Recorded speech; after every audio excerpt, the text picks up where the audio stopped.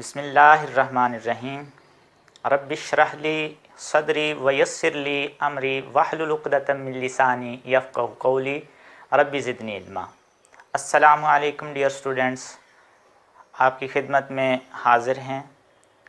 आज हम जो है वो क्लास 9 मैथ के चैप्टर नंबर 1 की एक्सरसाइज 1.2 करेंगे। इस एक्सरसाइज के अंदर बेसिकली जो हम बात डिस्कस करने जा रहे हैं वो है टाइप्स ऑफ मैट्रिसेस, कालबों की अक़साम को डिस्कस करेंगे। और इस एक्सरसाइज के अंदर जितने क्वेश्चंस हैं उनके अंदर डिफरेंट टाइप्स के जो हैं वो मैट्रिसेस बनाए गए हैं, दिखाए गए हैं। और क्वेश्चन ये पूछे गए हैं कि आपने आइडेंटिफाई करना है, आपने रिकग्नाइज़ करना है कि दिया गया कालब जो है या दिया गया मैट्रिक्स जो है वो इन अक़साम में से उसका ताल्लुक़ किस किस्म के साथ है। तो इसके लिए इन अक़साम का जो है वो बेहतर तरीके से पता होना वो इंतहाई ज़रूरी है। और पेपर के हवाले से इन तमाम अक़साम में से एक जो है वो क्वेश्चन लाजमी तौर पे पेपर में आता है। पास पेपर आप जो है वो पिछले तमाम चेक कर सकते हैं। उसके अलावा एक मज़ीद शॉर्ट क्वेश्चन जो है वो बाज़ दफ़ा इसमें से आता है, वो ट्रांसपोज़ कालब से मुतल्लिक़ होता है।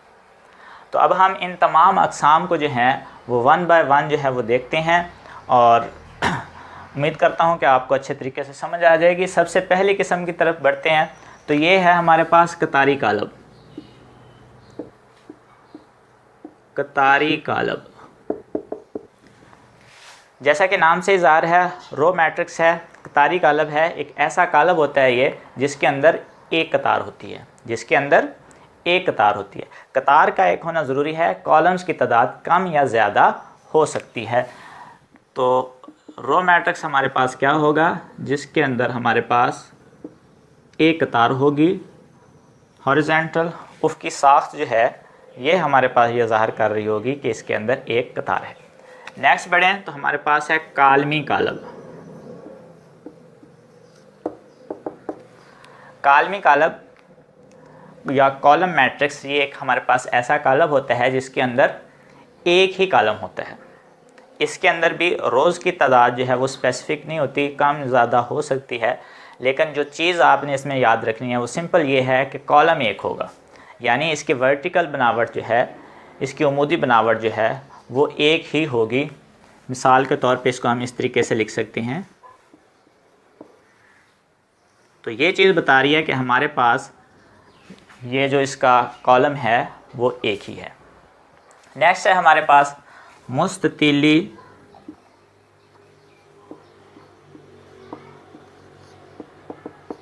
कालब, रेक्टेंगुलर मैट्रिक्स। ये एक ऐसा मैट्रिक्स होता है जिसके अंदर रोज़ और कॉलम्स की जो तादाद है वो इक्वल नहीं होती, बराबर नहीं होती। यानी कि एक ऐसा कालब है जिसके अंदर कतारों और कॉलमों की तादाद बराबर नहीं होती। तो इसको हम इस तरीके से ज़ाहिर कर सकते हैं। ये एक ऐसा कालब है। अब इसके अंदर देखें तो रो एक ही है लेकिन कॉलम जो हैं वो 3 हैं। तो कतारों और कॉलमों की तादाद बराबर नहीं है। लिहाजा इस तरीके का कोई भी कालब होगा जिसके अंदर ये दोनों तादाद जो हैं कॉलमों की और कतारों की, रोज़ की और कॉलम्स की इक्वल नहीं होगी, उसको हम कह देते हैं मुस्ततिली या रेक्टेंगुलर मैट्रिक्स। अब नेक्स्ट बढ़ते हैं हम। इससे आगे है मुरब्बई कालब, इंग्लिश में से कहते हैं स्क्वायर मैट्रिक्स। ये हमारे पास एक ऐसा कालब होता है मुरब्बई कालब। ये एक ऐसा कालब होता है कि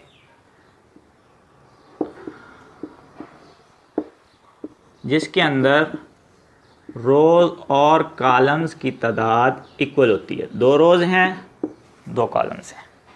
तो ये एक ऐसा हमारे पास कालब होता है, एक ऐसा मैट्रिक्स जिसके अंदर रोज़ और कॉलम्स, कतारें और कॉलम जो हैं ये बराबर होते हैं।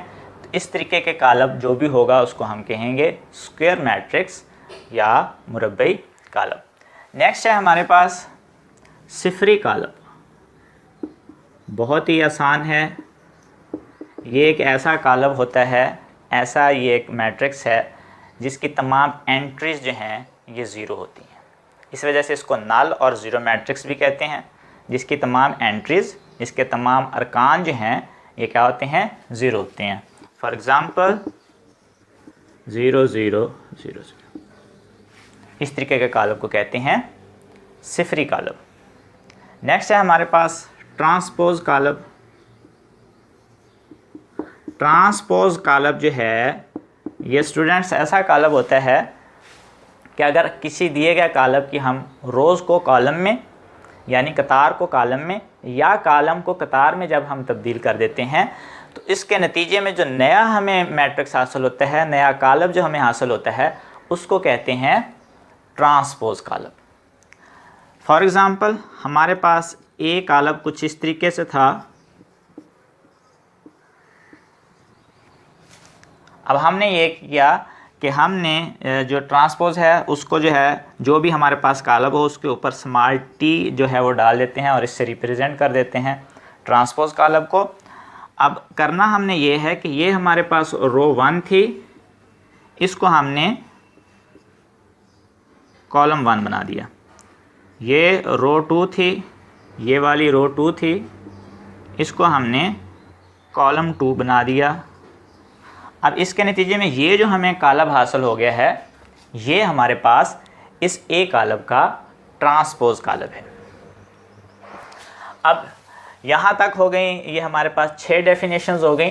कतारी कॉलम जिसके अंदर एक कतार होती है, कालमी कॉलम जिसके अंदर एक कॉलम होता है, मुस्ततीली कॉलम जिसके अंदर जो है कतारों और कॉलमों की तादाद बराबर नहीं होती, मुरब्बई कॉलम या स्क्वायर मैट्रिक्स ये ऐसा होता है कि जिसके अंदर कतारों और कॉलमों की तादाद रोज़ और कॉलम्स की जो आपके पास तादाद है ये बराबर होती है।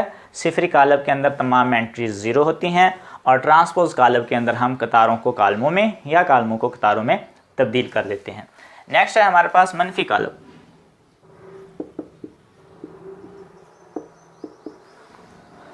मनफी कॉलम एक ऐसा कॉलम होता है कि अगर हमारे पास कोई कॉलम दिया गया हो, हम उसको नेगेटिव से मल्टीप्लाई कर दें, उसकी वैल्यूज़ को जो है वो चेंज कर दें, जो है तमाम जो पॉजिटिव हैं वो नेगेटिव हो जाएं, नेगेटिव जो हैं वो पॉजिटिव हो जाएं, तो इस तरीके से जो हमें नया कॉलम हासिल होता है वो उस दिए गए कॉलम का नेगेटिव ऑफ अ मैट्रिक्स होता है, मनफी कॉलम होता है। फॉर एग्ज़ाम्पल हमारे पास ए कॉलम है,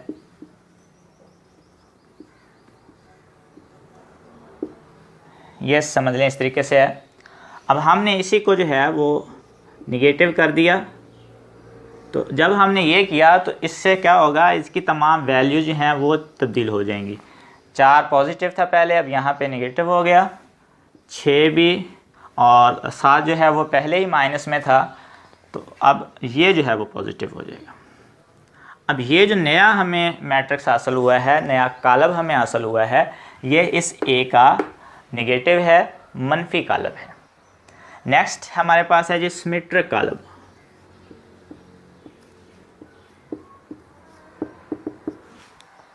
सिमेट्रिक कॉलम ये एक ऐसा कॉलम होता है कि अगर हम किसी कॉलम का ट्रांसपोज लें और उस ट्रांसपोज के नतीजे में जो हमें नया कॉलम हासिल हो वो वही वाला कॉलम हो जिसका हमने ट्रांसपोज लिया है, यानी अपने ही कॉलम का जो है वो आंसर ट्रांसपोज लेने की सूरत में आ जाए। इसको इस तरीके से भी ज़ाहिर कर देते हैं कि ए का ट्रांसपोज जो है वो ए के ही इक्वल आ जाए किसी कॉलम का, तो उस कॉलम को सिमेट्रिक कॉलम कहते हैं।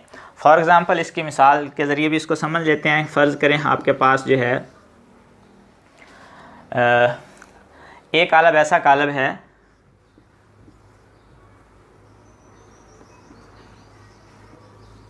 अब हम इसका लेते हैं ट्रांसपोज। ये मैंने एक बहुत सी सिंपल सी जो है वो एग्ज़ाम्पल जो है वो सिलेक्ट की है। आपने जो है इसका ट्रांसपोज लिया, इस रो को जो है रो 1 को कॉलम 1 बना दिया, रो 2 को कॉलम 2 बना दिया। अब इसमें देखें ये तमाम प्रोसीजर जो है वो अमल करने के बाद हमें क्या हासिल हुआ कि ये जो ट्रांसपोज है ये एक्चुअल में यही वैल्यू है, ए वाली वैल्यू ही है, ए कालब के इक्वल ही है, तो उसका ट्रांसपोज लेने के बाद भी वो कालब जो है वो ए के ही इक्वल है। तो इस तरह का कोई भी कालब होगा कि जिसका हम ट्रांसपोज लें और आंसर वही कालब आ रहा हो, तो ऐसे कालब को सिमेट्रिक कालब कहते हैं।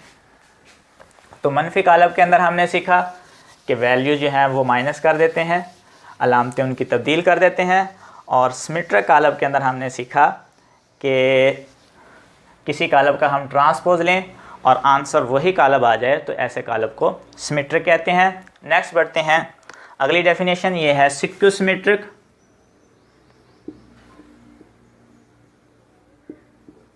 सिक्योसिमेट्रिक कालब और सिक्योसिमेट्रिक मैट्रिक्स, ये ऐसा कालब होता है कि अगर हम किसी कालब का ट्रांसपोज लें और उसी के मनफी कालब के बराबर आ जाए। इसको इस तरीके से ज़ाहिर करते हैं, ए का ट्रांसपोज लिया और उसी के नेगेटिव के इक्वल आ गया, तो इस तरीके की सूरत हाल के अंदर जो हमें कालब हासिल होगा उसको कहते हैं सिक्योसिमेट्रिक मैट्रिक्स।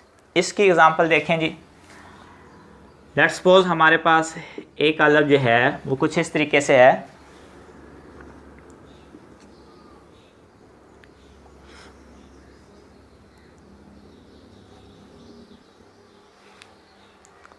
अब हमने जो है इसका लिया है ट्रांसपोज। ट्रांसपोज लेने का मतलब है रो 1 जो है ये हमने बना दी, इसको बना दिया कॉलम 1 और रो 2 जो थी, दूसरी कतार जो थी, उस कतार को बना दिया है दूसरा कॉलम। अब इसके बाद हमने इसमें से जो है वो नेगेटिव बाहर कॉमन ले लेना है। ये जब हमने कॉमन लिया, क्योंकि ज़ीरो जो है वो ना तो नेगेटिव होता है ना ही पॉजिटिव होता है, ज़ीरो ज़ीरो ही रहना है, तो बाकी वैल्यूज़ जो हैं वो तब्दील हो जानी है। ये पॉजिटिव नेगेटिव हो जाएगा। क्यों हो जाएगा? क्योंकि आपने माइनस बाहर कॉमन ले लिया है। ये 2 जो है ये पॉजिटिव हो जाएगा और ये 0 0 ही रहेगा। और अब जो है इसको देखें आप, तो ए का ट्रांसपोज जो है ये नेगेटिव ऐसे ही रहेगा। और इस सारे कालब की तरफ अगर आप नज़र दौड़ाएं तो ये एक्चुअल में वही कालब है जो आपके पास स्टार्ट में क्वेश्चन के अंदर दिया गया था। तो ये ए का ट्रांसपोज उसी के मनफी कालब के बराबर आ गया। तो इस किस्म का जो भी कालब होगा उसको कहते हैं सिक्योसिमेट्रिक मैट्रिक्स। नेक्स्ट है हमारे पास, जो तीनों हमारे पास डेफिनेशंस हैं, वतरी कालब, स्केलर कालब और वहदानी कालब, ये आपस में कोरिलेट करती हैं, ये आपस में एक दूसरे के साथ लिंक्ड हैं। तीनों का ही आपस में ताल्लुक़ है, आसान है। और सबसे सिंपल बात ये आपने सबसे पहली बात इसके अंदर याद रखनी है कि ये तीनों जो हैं ये इनका ताल्लुक़ जो है वो मुरब्बई कालब के साथ होता है।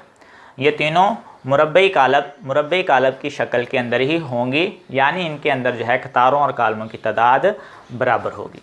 तो इसमें से देखते हैं पहले वतरी कालब क्या होता है और डायगोनल मैट्रिक्स। ये एक ऐसा कालब होता है कि जिसके वतर में कम अज़ कम एक गैर ज़ीरो रुकन हो, एक गैर सिफर रुकन जो है कालब के अंदर उसके वतर में, उसके डायगोनल के अंदर मौजूद हो। तो ये है डायगोनल। इसमें ये 5 जो है ये गैर सिफर है। ये वतर के दोनों अरकान भी गैर सिफर हो सकते हैं, लेकिन कम अज़ कम एक का गैर सिफर होना ज़रूरी है।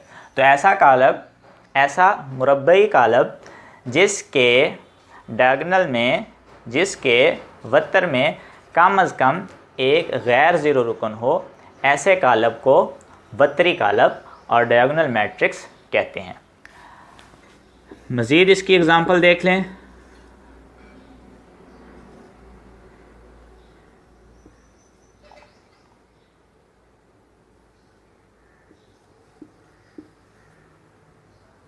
अब इसमें भी ये जो है -8, ये इसके वतर के अंदर जो है ये गैर ज़ीरो है। नेक्स्ट देखें जी स्केलर कालब भी मुरब्बी कालब होता है, लेकिन मुरब्बी कालब के साथ साथ ये एक वतरी कालब भी होता है। लेकिन इसके साथ एक प्रॉपर्टी इसके अंदर और बढ़ जाती है, और वो क्या है कि ये स्केलर कालब ऐसा होता है कि जिसके डायगोनल में, जिसके वत्तर में जो अरकान होते हैं वो सेम होते हैं, एक जैसे होते हैं, यकसा होते हैं। फॉर एग्ज़ाम्पल के 0 0 के। अब ये जो इसका डायगोनल है, ये जो इसका वत्तर है, इसके अंदर ये जो दोनों अरकान आ रहे हैं वो सेम हैं, एक जैसे हैं। तो ऐसा कोई भी मैट्रिक्स होगा जिसके अंदर डायगोनल में एक जैसे अरकान होंगे, उसको हम कह सकते हैं कि ये स्केलर कालब है। और लास्ट पे है, एंड पे हमारे पास वहदानी कालब, और इसको ज़रबी ज़ाती कालब भी कहते हैं, और उसके अलावा इंग्लिश के अंदर इसको आइडेंटिटी मैट्रिक्स भी कहते हैं। तो आइडेंटिटी मैट्रिक्स आई के साथ भी रिप्रेजेंट कर दिया जाता है, और ये भी मुरब्बी कालब भी होता है, ये इसको वतरी कालब भी कह सकते हैं, इसको स्केलर कालब भी कह सकते हैं। लेकिन इसकी जो स्पेसिफ़िक खसूसियत है वो ये है कि इसके जो वतर के अरकान हैं वो वाहिद होते हैं, यानी एक ही होता है। यहाँ इसके वतर के जो भी अरकान होंगे वो एक ही होंगे, यानी एक के अलावा कोई नहीं हो सकता। एक जैसे हों तो स्केलर, एक ही हों तो वहदानी यानी आइडेंटिटी मैट्रिक्स। तो ये थी तमाम अक़साम कालबों की, मैट्रिसेस की तमाम टाइप्स थी जिनको हमने 1 बाय 1 डिस्कस किया। अब इस जो है एक्सरसाइज 1.2 के अंदर तमाम क्वेश्चंस के अंदर आपने इन्हीं को रिकग्नाइज़ करना है, इन्हीं तमाम डेफिनेशन को जो है वो मद्देनज़र रखते हुए बताना है कि जो दिए हुए मैट्रिसेस हैं उनका ताल्लुक़, दिए गए कालब जो हैं उनका ताल्लुक़ इनमें से किस किस्म के साथ है। अब इसमें इस एक्सरसाइज 1.2 में एक क्वेश्चन जो है वो शॉर्ट क्वेश्चन के हवाले से इम्पोर्टेंट है, और वो है इस एक्सरसाइज का आखिरी क्वेश्चन 1.2 का छठा क्वेश्चन। उसमें 2 पार्ट हैं, एक पार्ट को हम डिस्कस करते हैं। उसके अंदर ए जो है वो मैट्रिक्स दिया गया है कुछ इस तरीके से,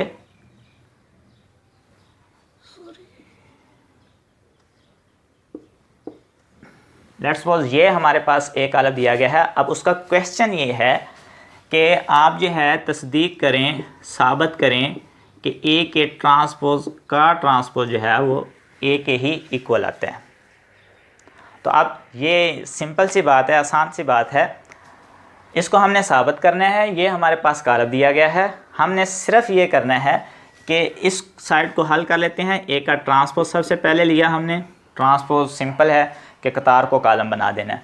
आपने कतार को 1 और 2 एक रो के अंदर थे, उसको आपने कॉलम के अंदर तब्दील किया, और दूसरी रो को दूसरे कॉलम के अंदर तब्दील किया, तो ये आ गया ट्रांसपोज। लेकिन उसने क्या किया है कि डबल ट्रांसपोज लेना है। अब ये जो ट्रांसपोज है इस वैल्यू का दूसरी दफ़ा फिर ट्रांसपोज ले देना है, तो ये आ जाएगा ए के ट्रांसपोज का ट्रांसपोज इसे कह देते हैं। तो ये जो है अब हम इस वैल्यू को जो है वो देखते हुए इसका ट्रांसपोज लेंगे। अब ये जो रो है इसको कॉलम बनाया, फर्स्ट रो को फर्स्ट कॉलम, सेकंड रो को सेकंड कॉलम, दूसरी कतार को दूसरा कॉलम बना दिया। अब जब हम इसको देखेंगे तो ये कॉलम जो है ये एक्चुअल में वही जो है हमारे पास ए कॉलम के ही, ए मैट्रिक्स के ही इक्वल है। तो लिहाजा ये बात जो है वो साबित हो गई कि ए के ट्रांसपोज का ट्रांसपोज एक्चुअल में उसी कॉलम के इक्वल होता है। तो ये सिंपल सा क्वेश्चन था इसमें, और ये शॉर्ट क्वेश्चन से ज़्यादा का जो है वो क्वेश्चन नहीं है, 2 नंबर का ही क्वेश्चन जो है वो पेपर के अंदर आ सकता है। बाकी इन डेफिनेशंस के अंदर जो है वो लाजमी तौर पे पेपर में एक डेफिनेशन जो है वो लाजमी तौर पे ही आती है। तो उम्मीद करता हूँ आज का लेक्चर आपको अच्छे तरीके से जो है वो समझ आ गया होगा। हमारे साथ रहिए, इंशाल्लाह नेक्स्ट लेक्चर के साथ जल्द ही आपकी खिदमत में हाज़िर होंगे। हमें अपनी दुआ में याद रखिए, तब तक अल्लाह हाफिज़।